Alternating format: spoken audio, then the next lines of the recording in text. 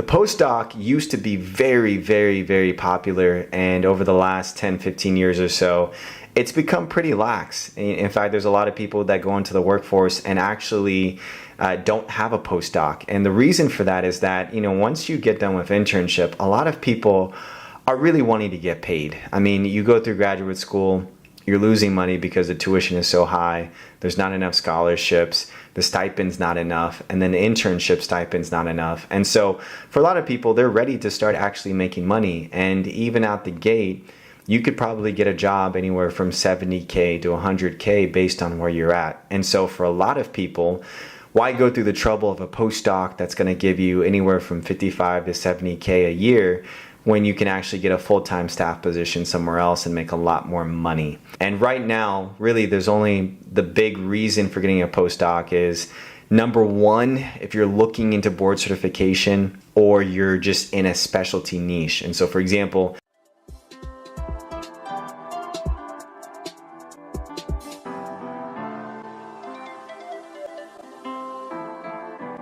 what is going on, everyone? Welcome back to the channel. My name is Phil Sarpon. This is Phil's Guide to PsyD. This channel is dedicated to all things psychology, wellness, and graduate school. Today we are talking about the postdoc, and many of you have been asking me questions about whether or not I decided to pursue a postdoc or not. Short answer is I did. I did pursue a postdoc. I am going through my postdoc fellowship right now. For those of you who don't know what a postdoc is essentially one of the last things that you might do before getting licensed and becoming an independent licensed clinical psychologist, either in the US or in Canada. So typically you'd go through the 4 to 6 years of graduate school, you'd go through the 1-year internship, and typically, depending on what state that you live in, every state requires a certain number of postdoctoral hours that you do after your internship. Some of these hours can be 500, 1700, 2000 hours, but essentially you have to fulfill those postdoc hours where you are supervised by a licensed clinical psychologist. This means that you're essentially meeting with a licensed clinical psychologist at least once a week for an hour, talking about clinical cases, or if you're signing notes wherever you are, whether in the VA, academic medical setting, hospital setting, private practice setting, you're signing these notes underneath the licensure of the psychologist that's supervising you. After you complete those hours, only then can you actually go into taking the EPPP and passing the EPPP and then becoming independent as a licensed clinical psychologist.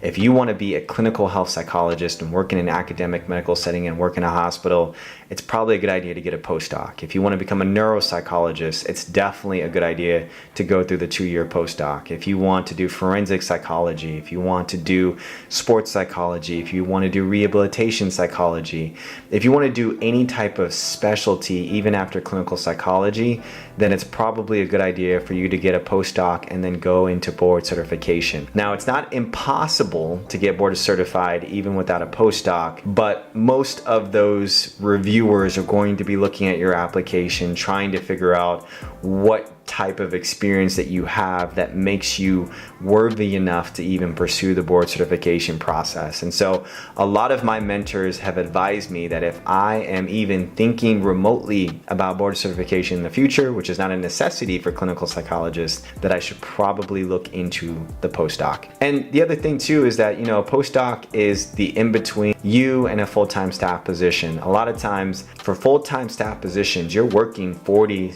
50, 60 hours a week, no matter where you are. And the postdoc is kind of nice because your work schedule might be closer to 30 to 35 hours. You're not going to have as big of a caseload as you would as full staff position because you still have to do all of those supervision hours and didactics and all of those other things. And so it's sometimes for a lot of people, it's a good in-between to go from the postdoc to feel more confident, to feel more ready, to get more specialized experience, and then go finally into whatever you want to go into in terms of your full-time staff position. For me, I decided to go into a postdoc, and I'm getting specialized experience with PTSD, substance use, and chronic health conditions. And for me, I'm pursuing wanting to become a clinical health psychologist, and so for me, it just made sense to get this specialty experience. I'm sacrificing a little bit of a lower salary right now, trying to supplement that with other different things, but the goal is to be able to get a really good job for myself after this postdoc. It's 1 year of my life. I can deal with it, I can get through it, and then I can go into my future after that. And so if you are the type of person that doesn't really care about the specialty niche, you're not really looking to specialize, and you're really looking to make as much money as you can right out the gate to start paying off loans or start taking care of family stuff, then it might be in your best interest to just skip the postdoc altogether. You can still, even if you live in a state that is requiring postdoc hours, still work underneath someone's license while you're getting the hours that you need. And all you need to do is make sure that you do have supervised experience. So a lot of times people will take any job wherever they can find it. They will sign their notes underneath a licensed psychologist, and they will pay sometimes out of pocket to a psychologist to give them supervision at least once a week, so that by the end of the year, they can take all of that paperwork, they can have the signature of their supervisor, go through the application of actually getting licensed in their state.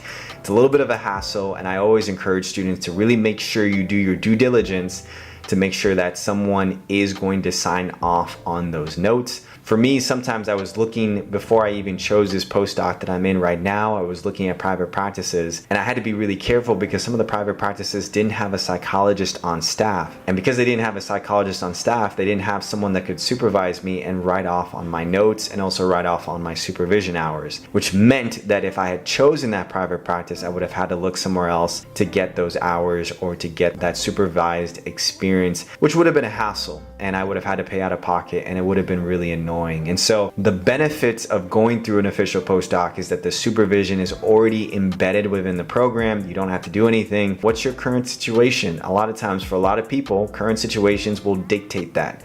They have families, they have bills to pay, they have groceries they need to get. They are trying to get by and scrape by in life, and they need a higher salary in order to afford the lifestyle that they need to provide for their family. And so with that, everyone, I hope you all have a wonderful day, and I will see you all hopefully in the next video.